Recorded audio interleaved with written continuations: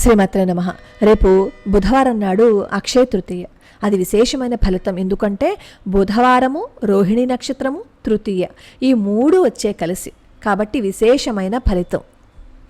విశేషమైన ఫలితం అన్నాం కాబట్టి ఆ రోజు ఏం చేసినా అక్షయం అయిపోతుందని అన్నాం కాబట్టి బంగారం కొనేస్తారు, అప్పు చేసినా సరే. బంగారం కొంటే ఎటువంటి అక్షయ ఫలితాన్ని ఇస్తుందో అప్పు చేస్తే అది కూడా అంతే రెట్లు పెరిగిపోతుంది. కాబట్టి పొరపాటును కూడా అప్పు చేసి బంగారాన్ని కొనకండి. అసలు అక్షయ తృతీయ రోజు ఏం చేయాలనేది మనం ఈరోజు ఈ వీడియోలో తెలుసుకుందాం. అక్షయము అంటే ఏంటి? నాశనం లేనిది. ఆ రోజు చేసే ఏ పనైనా సరే అక్షయంగా ఉంటుంది, మంచి చేసినా చెడు చేసినా సరే. వైశాఖ శుక్ల పక్షే తృతీయకు తోడుగా రోహిణి నక్షత్రం ఉంటే మరింత శ్రేష్టమని నిర్ణయామృతం చెప్తుంది. రేపు బుధవారం నాడు వచ్చేది అదే.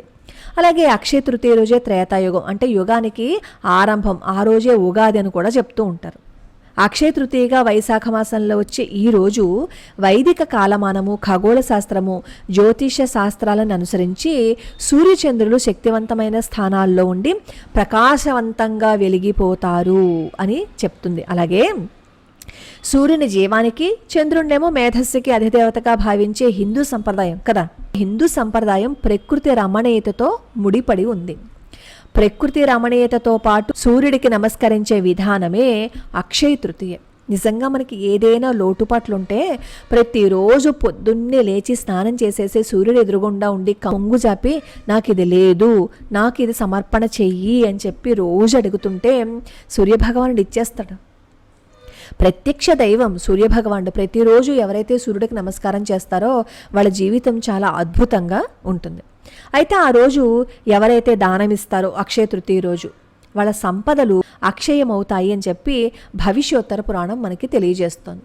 ఆ రోజు బ్రాహ్మణులకి ఛత్రము, గోవు, భూమి, బంగారము, వస్త్రాలు, నిండుకుండ, చెప్పులు ఏదైనా సరే మీరు దానం ఇవ్వచ్చు. అలా దానం చేస్తే పితృదేవతలు తృప్తి పొందుతారు అని చెప్పి భవిష్య పురాణం చెప్తోంది. భూమి బంగారము అని అన్నానంటే ఇంకా భూమి ఎంతో తెలుసా అండి, అందరికీ ఇచ్చా అంటారు. బంగారం గ్రాము ఎంతో తెలుసా అండి, బంగారం ఇవ్వమంటున్నారు, బంగారం ఎలా ఇచ్చేస్తారు, దేవుడు బంగారమే కోరతాడా అని అడుగుతారు. మరి దేవుడు బంగారమే కోరతారా, భూమే కోరతారా అని అన్నప్పుడు భవిష్యోత్తర పురాణంలోను ఈ స్కాంద పురాణాల్లోనూ ఇవన్నీ చెప్పరు కదా. ఇలా ఎందుకు చెప్పారు అంటే ఎవరి స్థితిని అనుసరించి వాళ్ళు ఇవ్వండి, ఎవరి స్తోమతను అనుసరించి వాళ్ళు ఇవ్వండి అని అర్థం అనమాట. మనకి అక్షయ తృతీయ గాథలో కూడా అదే కనిపిస్తుంది. పాపం డబ్బు లేని ఒక వైశ్యుడు, తన దగ్గర ఏమీ లేవు కానీ సత్ప్రవర్తన ఉంది, చక్కగా మాట్లాడతాడు, ధర్మాన్ని తప్పకుండా ఉంటాడు, సత్యాన్ని మాత్రమే మాట్లాడతాడు. తన దగ్గర డబ్బు లేకపోయినప్పటికీ పురాణ శ్రవణం అంటే అతనికి ఇష్టం అనమాట. మన కర్మని క్షయం చేసే వాటిల్లో పురాణ శ్రవణం కూడా ఒకటి ఉంది. అలా పురాణ శ్రవణానికి వెళ్ళినప్పుడు అక్కడ పురాణంలో చెప్తూ ఉంటారు, ఆ పురాణ కాలక్షేపం జరుగుతుంటే అక్కడ చెప్తారు, రోహిణీ బుధయుక్తమైన వైశాఖ శుద్ధ తృతీయ రోజు చేసే దానం ఏదైనా సరే అనంత ఫలితాన్ని ఇస్తుంది. అది నువ్వు కొంచెంగా ఉన్నా సరే, ఆ కొంచెం దానం చేసినా సరే అనంత ఫలితాన్ని ఇస్తుందని చెప్పి వింటాడు. వెంటనే ఇంటికి వచ్చేసిన తర్వాత గంగా స్నానం చేసేసి నీటి కుండ, ఎవలు అంటే బార్లీ అనమాట, గోధుమ నూక, అలాగే పేలాల పిండి, పెరుగన్నము, చెరుకు రసము యథాశక్తి బ్రాహ్మణులకి దానం చేస్తాడు. ఆ ఫలితం వల్ల అతనికి మరో జన్మలో కుశావతి నగరంలో క్షత్రియుడి జన్మ లభిస్తుందన్నమాట. క్షత్రియుడే జన్మించి అనేక దాన ధర్మాలు, యజ్ఞహోమాలు చేశాడు. అంటే ఏ జన్మలో తన దగ్గర ఏమీ లేనప్పుడు తన స్థితిని అనుసరించి తను దానం చేశాడు. క్షత్రియుడే తన దగ్గర బాగా డబ్బు ఉన్నప్పుడు తన స్తోమతను బట్టి, తన స్థితిని బట్టి దానం చేశాడు. అది మనం బుర్రలో పెట్టుకోవాలి. ఎవరు ఏం చెప్తే దానికి బుర్ర ఊపేసి అవునా బంగారం దానం ఇవ్వాలా, భూమి దానం ఇవ్వాలా అని చెప్పి యుద్ధానికి వచ్చేస్తారనమాట. అలాంటి వాళ్ళ కోసం అర్థం అవటం కోసం మళ్ళీ క్లియర్గా నేను చెప్పాను. ఆ రోజు ఏం చేస్తారంటే యుగానికి ఆరంభం ఉగాది కదా, అందుకని చెప్పి పొద్దున్నే లేచి స్నానం చేసేసి నీటి కుండలు, గోధుమలు, శనగలు, పెరుగన్నం దానం చేస్తే వాళ్ళకి శాశ్వత శివలోకం పొందుతారు అని చెప్పి భవిష్య పురాణం మనకి చెప్తోంది. కొన్ని ప్రాంతాల్లో ఏం చేస్తారంటే గౌరీదేవికి, కృష్ణుడికి కూడా డోలోత్సవం చేస్తారు. సుమంగళులు, కన్యలు ఈ ఉత్సవంలో పాల్గొని శ్రావణ మాసంలో వాయినం ఇస్తూ ఉంటారు కదా. నానబెట్టిన శనగలు, అవిను నానబెట్టిన శనగలు, పండ్లు ప్రసాదంగా ఇస్తారనమాట. అదే రోజు బదరీ క్షేత్రం ఉంది కదా, బదరీనారాయణుడు. ఈ అక్షయ తృతీయ రోజే బదరీనారాయణుడి ఆలయాన్ని కూడా తెరుస్తారు. అలాగే హృషికేశ క్షేత్రంలో భరత మందిర ప్రదక్షిణం కూడా అక్షయ తృతీయ రోజే చేస్తారు. అసలు కృష్ణ పరమాత్మ ఏం చెప్తారో తెలుసా? పితృదేవతల పేరు మీద బ్రాహ్మణులకి ఇచ్చే దానము, దేవతా ప్రీతి కోసం చేసే హోమం అక్షయ ఫలితాన్ని ఇస్తుంది అని కృష్ణ పరమాత్మే స్వయంగా చెప్పారు. భగవంతుడు అఖండ అక్షయ స్వరూపుడు. ఆయన ఉపాసన తెలిపేదే అక్షయ తృతీయ. అలాంటి పరమాత్మను ఉపాసించే మార్గంలో త్యాగము, పుణ్యకార్యాలు, దానము, దక్షిణ ఇవ్వడము, జపతపాలు, హోమాలు, స్నానాలు అక్షయంగా ఉండాలని కోరుకోవాలి. అంతే తప్ప బంగారం కొనేసి ఇది మాత్రమే ఉండాలి అక్షయంగాని కాదు. మనకి స్థితి ఉంటే బంగారం కొనుక్కోవచ్చు, కానీ అప్పు చేసి మరీ కొనవలసిన అవసరం లేదు. ఇదే అక్షయ తృతీయ రోజు బృందావనానికి ఎక్కడెక్కడి నుంచో భక్తులు వస్తారు. ఎందుకు అంటే ఆ బృందావన విహారి పాద పద్మాలని సంవత్సరంలో ఒకే ఒకసారి చూపిస్తారు. కాబట్టి ఈ అక్షయ తృతీయ రోజు బృందావనం ఎంతమందో ఎక్కడెక్కడి నుంచో వస్తూ ఉంటారు. ఈ అక్షయ తృతీయ రోజు లక్ష్మీనారాయణ పూజ చెయ్యాలి అని స్మృతి కౌస్తుభం మనకి తెలియజేస్తుంది. ఈ వైశాఖ మాసంలో ఎవరైతే లక్ష్మీ సమేతంగా విష్ణుమూర్తిని పూజ చేస్తారో విశేష ఫలితం కలుగుతాయని మనకి విష్ణు పురాణం చెప్తోంది. వైశాఖ మాసంలోనే కాదు, ఎప్పుడు పూజ చేసినా దంపతి సమేతంగానే పూజ చేయాలి. ఈ అక్షయ తృతీయక ప్రాముఖ్యత గురించి స్కాంద పురాణంలో నారద మహర్షి అంబరీషుడికి వివరిస్తూ యః కరోతి తృతీయాయాం కృష్ణం చందనభూషితం వైశాఖస్య సితే పక్షే సయాత్యచ్యుత మందిరం అని. వైశాఖ శుక్ల తృతీయ రోజు నారాయణుడికి చందన లేపం చేస్తారు. అలా ఎవరైతే చందన లేపం చేస్తారో విష్ణు మందిర వాసం లభిస్తుందన్నమాట. అందుకే మండు వేసవిలో శరీరానికి ఉపశమనం కలిగించడానిక అన్నట్లు సింహాచల క్షేత్రంలో ఏం చేస్తారు, శ్రీ లక్ష్మీ వరాహ నరసింహస్వామి వారికి చందనోత్సవం జరుపుతారు.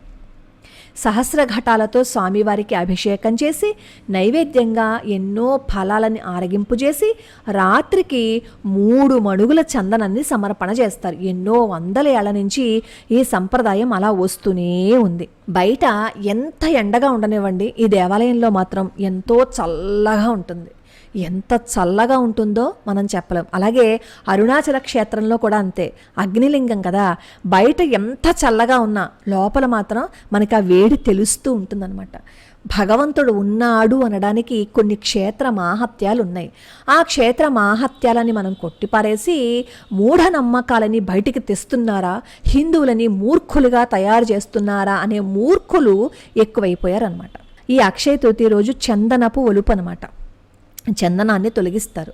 ఏడాదికి ఒక్కసారి మాత్రమే నిజరూప దర్శనం భక్తులకి దొరుకుతుంది. మళ్ళీ మరుసటి రోజు నుంచి ఏం చేస్తారు అంటే చందనం పూర్తిగా అలంకరణ చేసేస్తారు, చందనంతో అలంకరించేస్తారు.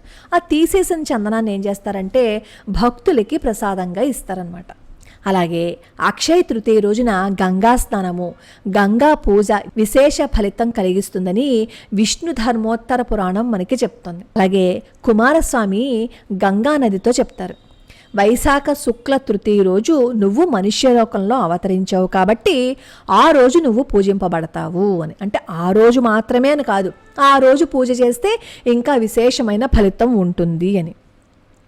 ఆ రోజు గంగా నదిలో ఎవరైతే స్నానం చేస్తారో వాళ్ళకి సర్వ సంపదలు కలుగుతాయని, వాళ్ళు కళ్యాణప్రదులని, రాజసూయయాగము అశ్వమేధయాగము చేసిన పుణ్యం కూడా వస్తుందని చెప్పి కుమారస్వామి చెప్తారు. ఆ రోజునాడు గంగా నదికి గంధమాల్యోపచారాలతో ధూప దీపాలతో ఎవరైతే పూజ చేస్తారో ఆ పూజ చేసిన ఫలితం కూడా పొందుతారనమాట. ఆ పూజ చేస్తే గంగా స్నానం చేసిన ఫలితం కూడా పొందుతారు. దేవాలయాల్లో విగ్రహాలకి ఆ రోజు తెల్లటి వస్త్రధారణ చేస్తారు. అలాగే గౌరీ పూజ కూడా చేస్తారు. చైత్ర శుక్ల తృతీయ రోజు ప్రారంభిస్తారు కదా గౌరీ పూజ, ఆ పూజ అక్షయ తృతీయతో ముగుస్తుందన్నమాట. దీన్నే త్రిలోచన వ్రతము అని చెప్పి అంటారు. అక్షయ తృతీయ రోజు కార్తికేయుడికి అభిషేకం కూడా జరుపుతారు. ఎవరైతే ఆ అక్షయ తృతీయ రోజున కార్తికేయుడికి అభిషేకం చేస్తారో, ఏ కోరికతో చేస్తారో ఆ కోరిక నెరవేరిపోతుందని చెప్తారు. సంతానం లేని వాళ్ళు ముఖ్యంగా కార్తికేయుడికి ఆ రోజు అభిషేకం చేయించుకోండి. ఎందుకంటే అక్షయ ఫలితాన్ని ఇస్తుంది. మామూలు రోజుల్లో చేసే కంటే కూడా విశేష దినాలలో చేస్తే ఫలితం ఎక్కువగా ఉంటుంది. కాబట్టి సంతానం కోరుకునేవాళ్ళు కానీ, కోర్టు గొడవల్లో ఉండేవాళ్ళు కానీ ఆ రోజు ప్రయత్నపూర్వకంగా సుబ్రహ్మణ్యేశ్వర స్వామి వారి ఆలయానికి వెళ్ళి అభిషేకం చేయించుకోండి. రోహిణి గర్భంలో 7వ సంతానంగా అనంతుడి అంశంగా బలరాముడు కూడా ఈ అక్షయ తృతీయ రోజే జన్మించారు అని చెప్పి మనకి పురుషార్థ చింతామణి చెప్తోంది. ఆ రోజే పరశురామ జయంతి అని కూడా చెప్తారు. ఎన్నో విశేషాలున్న ఈ అక్షయ తృతీయ రోజున ఏం చెయ్యాలి, ఏం చేయకూడదు అనేది మనకు అర్థమైంది. కాబట్టి మీ స్థితిని బట్టి మీరు దానం ఇవ్వండి. అప్పు చేసి బంగారం కొనే ప్రయత్నం చేయకండి. ఇది వేసవ కాలం కాబట్టి మీ దగ్గర ఏమీ లేకపోతే కనీసం నీటి కుండ, కొత్త కుండ కొని దాంట్లో నీటిని నింపి సద్బ్రాహ్మణులకి మీరు దానం చేయండి. వెంటనే అంటారు, సద్బ్రాహ్మణులకి మాత్రమే దానం చెయ్యాలా అని. అవును, ఇలాంటివి ఏదైనా చేసినప్పుడు సద్బ్రాహ్మణులకి ఎందుకు దానం చేయమంటారు అంటే, మీరు చేసింది ఏదైనా సరే వేదం చదివిన ఆ బ్రాహ్మణుడు నిత్యం చేసే ఆ కర్మలకి ఆ శక్తిని ఉపయోగిస్తారు. కాబట్టి మీరిచ్చే ఆ ధనమైనా, మీరిచ్చే ఏదైనా సరే తన కోసం ఉపయోగించుకున్నప్పుడు తన శరీరంలో నుంచి లోక కళ్యాణం కోసం వచ్చిన చిన్న మాట అయినా సరే మీకు కూడా ఫలితాన్ని ఇస్తుంది. కాబట్టి బ్రాహ్మణులకి దానం ఇవ్వండి అంటారు. మీకు శక్తి ఉంటే మిగిలిన వాళ్ళకి కూడా ఇవ్వచ్చు, కానీ సద్బ్రాహ్మణులకి ఎందుకు దానం ఇవ్వమంటారు అనే దానిలో అంతరార్థం ఇదనమాట. కాబట్టి వీలున్నవాళ్ళు వీలున్నట్లుగా చేసుకోండి. లోకా సమస్తా సుఖినో భవంతు, సర్వే జనా సుఖినో భవంతు.